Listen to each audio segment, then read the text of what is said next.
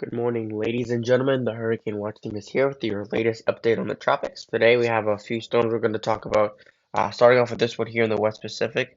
I do want to first off look at the satellite imagery and just sort of talk about what we have in terms of a storm going on here.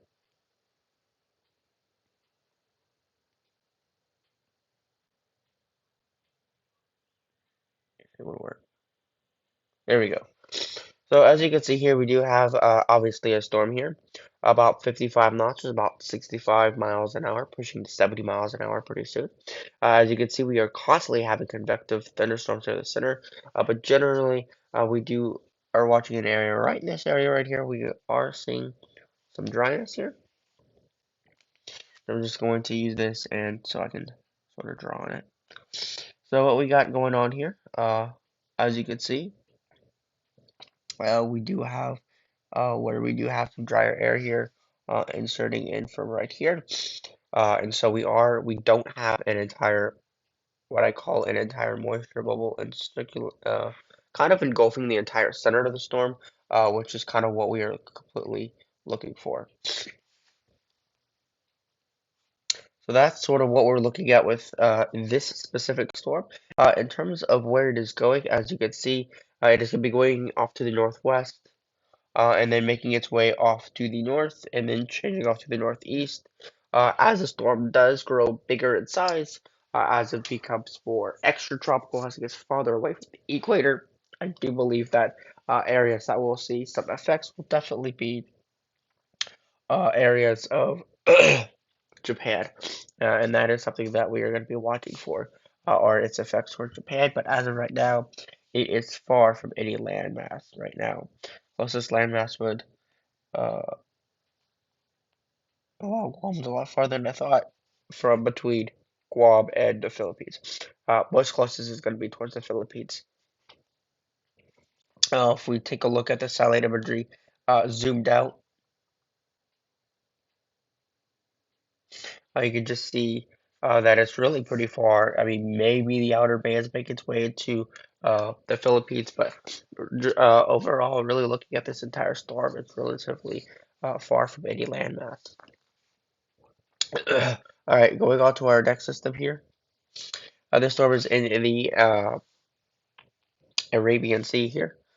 It's got a very massive cone of uncertainty here right now, but we do think it's going to be making its way off towards the Pakistan area, maybe off towards Pakistan, Yemen, Saudi, just generally Pakistan, off towards the Middle East. We'll be getting more updates on this as we have a better idea of where it's going to go.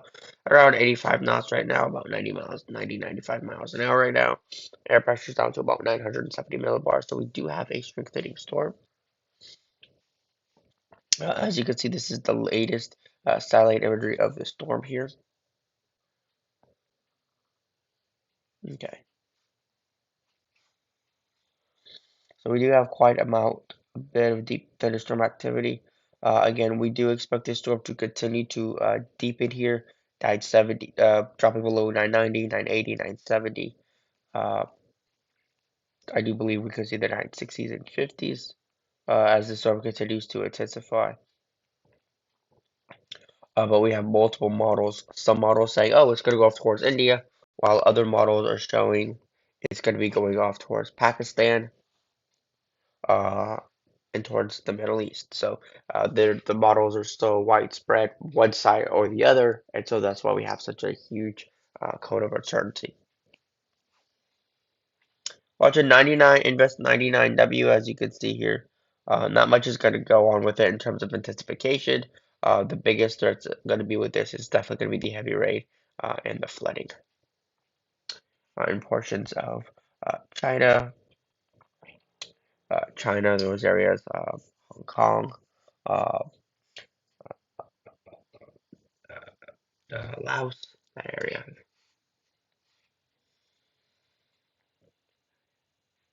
And then Invest IDW really is just pretty much in the middle of nowhere right now. I do want to look at some of the forecast models, starting off here at the North Atlantic Ocean. I only want to go out about 120 hours out, 'cause really anything past that is completely you can't really rely on it. It's unreliable at that point. As we go out in time, we're really not seeing anything. Uh, so really, even the next 120 hours, no weather storms are expected. But we do have a big heat wave happening for the southern United States. So certainly be cautious if you are in that area. Lots of heat, lots of extremely warm temperatures, possibly triple digits and early summer to start for especially Texas.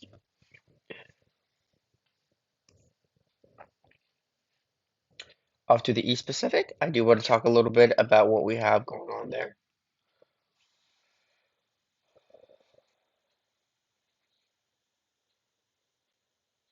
Again, really, again, you can see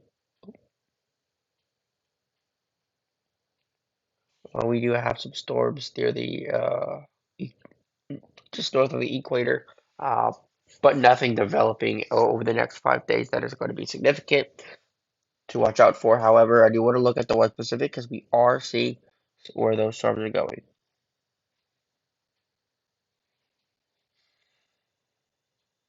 So as you can see, that storm there in the West Pacific definitely gets itself together there, below 960 millibars. Quite a big storm. Thankfully, appears to be completely missing Japan altogether, which will be that's what is expected. Uh, so this is really a good possibility for this to be a out to sea fish storm, which is the best case scenario for these. It's just a big storm. If it's a big storm, that's good. The only negatives are obviously going to be the rip currents that are going to be affecting nearby coastlines and any shipments interest in those areas. Looking at the Indian Ocean, because that's where we have our other system. Uh, that's that system, the GFS, showing it's going to make its way off into the Yemen area, Yemen and Afghanistan. So that's what we got there. I do want to take a look at the ocean analysis before I close off this quick update. As you can see, we are having a El Nino developing right now. But what is interesting to me is that even though we do have an El Nino developing, what you can see here, uh, so obviously here is the El Nino developing right here. But in the past, we've had warmer than average sea surface temperatures in the North Pacific right through here. And generally, we actually have cooler than average in this entire area.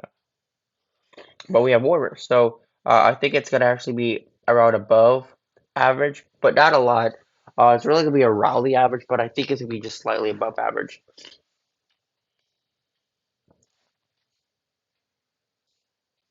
with that. Uh,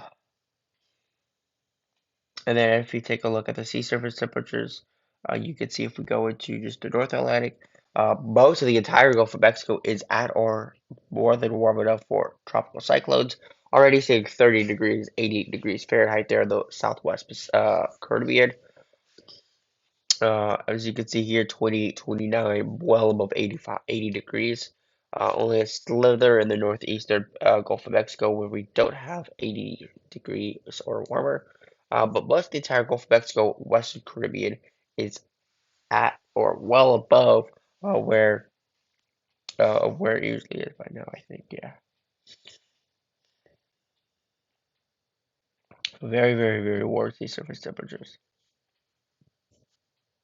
Going off to the East Pacific, as you can see here, a very, very warm 30, 31, possibly even 32 degrees in there. So 88, 89, and even 90 degrees Fahrenheit is what we're seeing there in the East Pacific. So we have very warm sea surface temperatures. We get dry air, very low wind shear. I do think we could see very, very powerful hurricane develop there. because the sea surface temperatures are not a problem at all. Okay. They're looking at the West Pacific here. Uh, that's the West Atlantic, not the West Pacific. Also, relatively warm sea surface temperatures, about 30 degrees across the entire Western Pacific there. 30, 30, 30, 30, 29 here and there. But really across the entire West Pacific, it's 30, 29 to 30, 29 to 30, maybe even 31 degrees in some areas. But relatively speaking, right now, we're seeing very warm sea surface temperatures, which is definitely gonna, you know, given that given what we have there, I do not see any really sort of a problem when it comes to the development of tropical cyclones. Sea surface temperatures absolutely warm enough, and so we definitely need to be watching the West Pacific this hurricane season. And last but not least, I want to take a look at the Indian Ocean. Very, very warm sea surface temperatures, 30, 31, even possibly 32 degrees in some isolated areas. Very warm sea surface temperatures. Is what we're watching. So really, that's gonna close it up for today. That's gonna be it for today, guys. Thank you for watching today. We'll be talking more about this. We give you more updates. So we're gonna try to get back into the videos. That's gonna be it for today, guys. Thanks for watching. As always, take care. Stay safe. Peace out.